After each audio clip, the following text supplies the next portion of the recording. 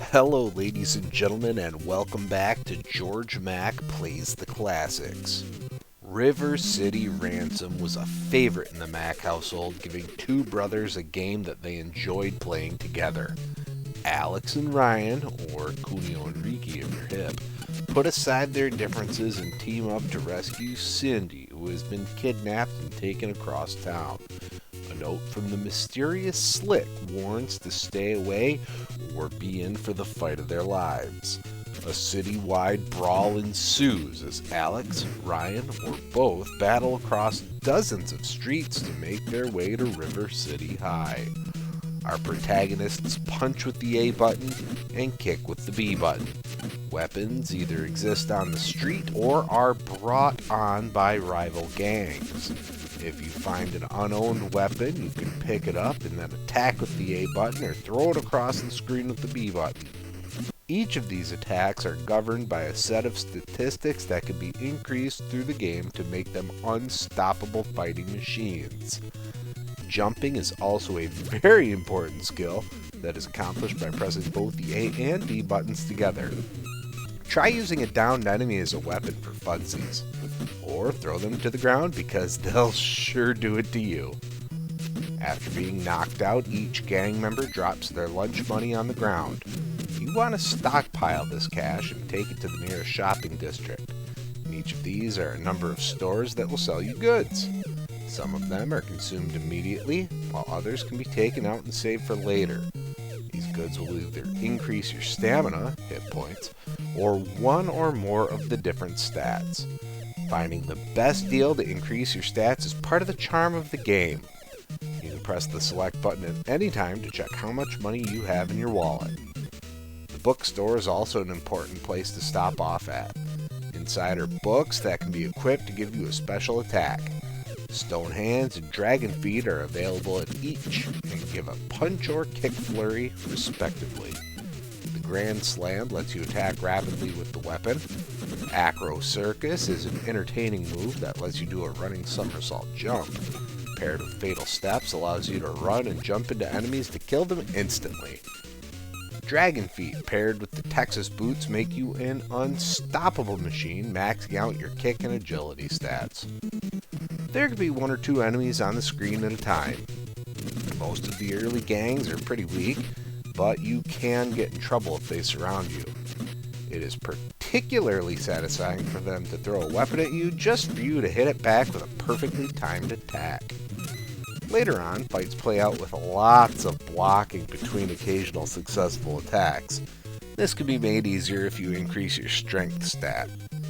Maxed out stats aren't necessary to defeat the enemy leaders, but it definitely helps. There are some techniques that can be used to make your fights a little easier. If you jump on a higher level, like a fence, enemies will stop in their tracks, giving you a chance to drop down and attack. You can also jump on trash cans that are being held by friend or enemies. If weapons ricochet off of walls, they bounce back and can hurt whomever they hit. In order to make it into River City High, you need to find bosses and defeat them. In order for the bosses to appear, you need to defeat the entire gang on a particular street. The bosses are stronger, quicker, and smarter than the fodder you face on the streets. They also bring a higher amount of money. The best grinding spots had Benny and Clyde, who give you $7 for beating them both. This allows for fast money grinding. The penultimate battle is against the Dragon Twins, Randy and Andy.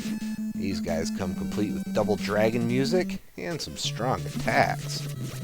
The fun really begins when you get a like-minded player and take on the gangs in two-player mode. Cooperative play was always welcome in NES games, but it was top tier in River City Ransom.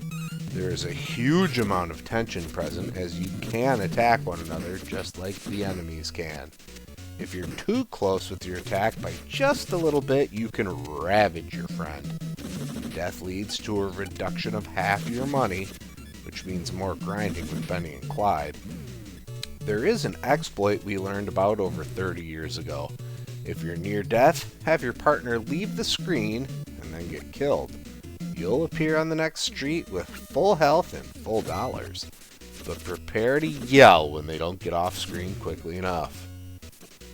When it comes to grading River City Ransom on NES, graphics get a 4.0. The graphics are great all around. The backgrounds look good, the sprites are animated really well, and there are a lot of different heads for enemies. Sound gets a 3.5. I think the music and sounds are pretty great too. There are a couple tunes that can grate on my nerves after a while though. Gameplay gets a 4.0. There are a lot of different attacks that you can use, movement tricks to get around the streets easier, and fun battling throughout the adventure. Difficulty gets a 3.0. There is no game over screen, but losing half your money is a tough penalty to have to swallow, especially if you're currently saving up for expensive items. Fun factor gets a 4.0. This ranks up there with the most fun games on the NES and beyond. I finished 3 times in the making of this review, which is more than I can say for any other title so far. Overall, River City Ransom gets a 3.7 and earns an A-. This is a great title to start the 90s off with. If you've never played, there's a compilation of Kunio-kun games available on Switch, PS4, and Xbox One. Buy it. Well, that's going to do it for me for today. Please make sure to like this video. Let me know what you think of River City Ransom in the comments, and please subscribe to Head Drop Productions here on YouTube because we want you here for each and every video we release, because it is your destiny.